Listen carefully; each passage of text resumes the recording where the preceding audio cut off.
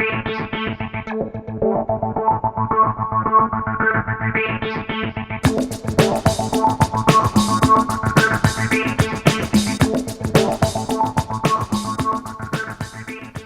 I'm Dave Vickers and welcome to another Photoshop tutorial.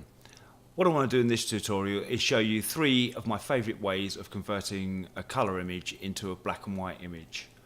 So first off, let's start by opening up the file again. So click File, Open, come to Dialog, and we use the same Fox image we were working on before. So highlight that, click Open, and there we have it, a lovely colour image that we worked on before with the fox.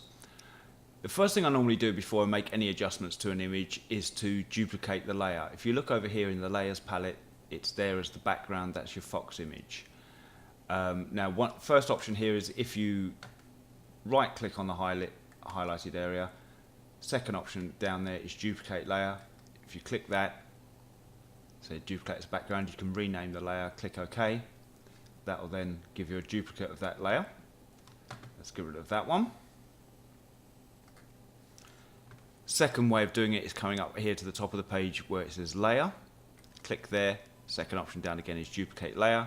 Exactly the same dialog box. Click OK and you've duplicated the background layer again. Let's get rid of that. My usual way of doing this is using a keyboard shortcut, which is to press Ctrl and J, and there immediately we have the background layer straight up. The reason for doing this is that you can work on this layer without affecting this layer at all. So you've always got the background layer there ready to use. Should you make a mistake or you don't want anything goes wrong with the first layer, just delete that one and start again with the background layer. So I'm going to take the icon off of the background layer to make that invisible, and we're just working on the copy layer here. Okay, so options for turning color image into a black and white. Now, one of my first options I'll use is what's called the channel mixer. So come up to Image, Adjustments again, and if you come down in the first box there is Channel Mixer. So click that and the dialog box opens there. And basically what this is doing is it's giving you adjustments on the red, green and blue parts of the image. If you look at the bottom here, we have a small tick box that says monochrome, so we'll tick that and it will immediately convert the image into a nice black and white monochrome image. You can then use the sliders to adjust certain areas of the image. So for example, we know the grass around the outside of the fox is green, so if I grab the green slider, turn it down, it will darken that up, lighten it up, it will lighten that up. Obviously it's affecting other areas of the image as well.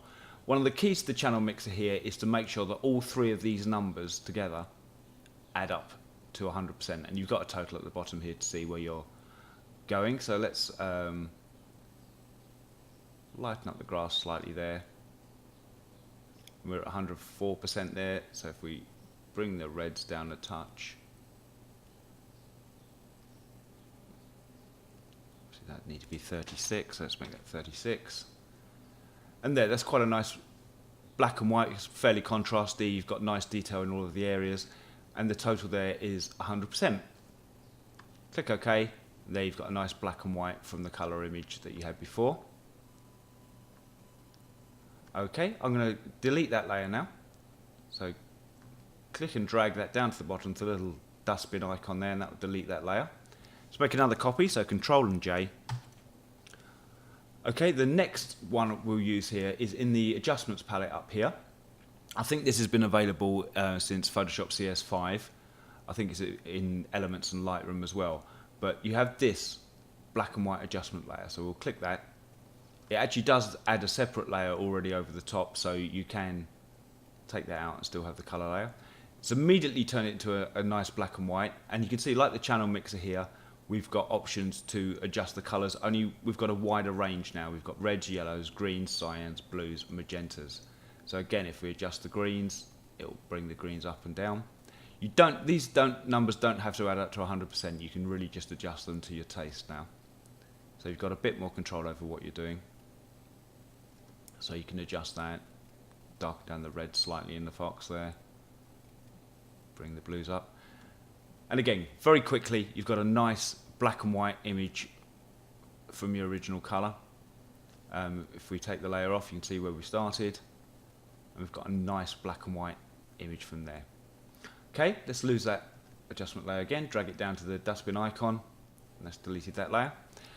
And the third option I want to show you is using a gradient map. For this, make sure that your colour swatches here are set to black on the foreground, white on the background. If this needs resetting, press D, and that will reset them to the default black and colours. If they're the opposite way round, like that, you've got white at the foreground, black at the background, press X, and that will switch the colours around. So once you've got that, if you come to the bottom of your palette here, this little half moon icon, second option from the bottom is gradient map. Click that, and immediately we've got a very nice contrasty black and white from the original. It's using the black and white as a layer over the top to give you a nice image like that. You can then adjust that further by using levels, contrast, things like that. But that's 3 really simple ways to make a black and white image from a colour file. Thanks for watching. Hope you've enjoyed it. See you soon. I'm Dave Vickers.